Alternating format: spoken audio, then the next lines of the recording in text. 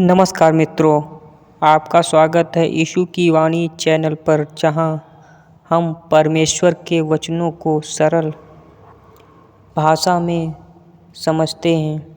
आज का विषय है बाइबल कितनी भाषाओं में लिखी गई। बाइबल एक पुस्तक नहीं, एक संग्रह है। सबसे पहले समझिए, बाइबल एक किताब नहीं बल्कि 66 पुस्तकों का एक संग्रह है, जिसमें पुराना नियम ओल्ड टेस्टामेंट और नया नियम न्यू टेस्टामेंट शामिल है। इन्हें कई लेखकों ने लगभग 1500 वर्षों में 3 मुख्य भाषाओं में लिखा। पहली भाषा हिब्रू। पुराना नियम का अधिकांश भाग हिब्रू भाषा में लिखा गया है। यह यहूदियों की पवित्र भाषा थी, जैसे उत्पत्ति, भजन संहिता, नीति वचन आदि। उदाहरण: उत्पत्ति 1:1 शुरू में परमेश्वर ने आकाश और पृथ्वी की सृष्टि की। यह मूल रूप से हिब्रू में लिखा गया था।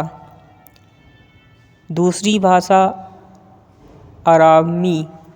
अरामी भाषा हिब्रू की बहन भाषा है।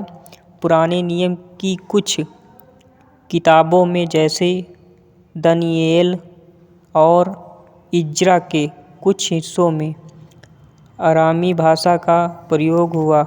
यही भाषा यीशु मसीह की बोलचाल की भाषा भी थी।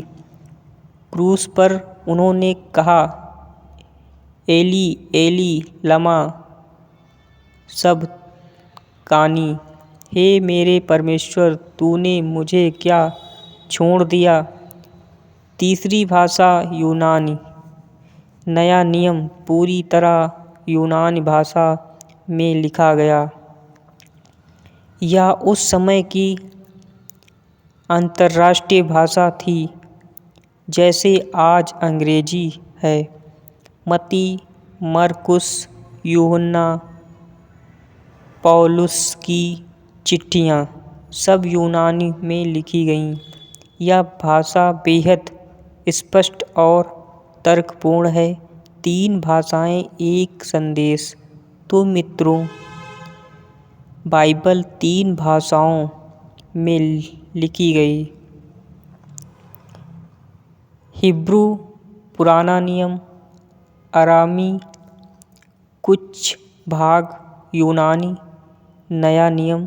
इन भाषाओं ने मिलकर हमें परमेश्वर का वचन दिया, जो आज हजारों भाषाओं में अनुवादित होकर करोड़ों लोगों तक पहुंच चुका है।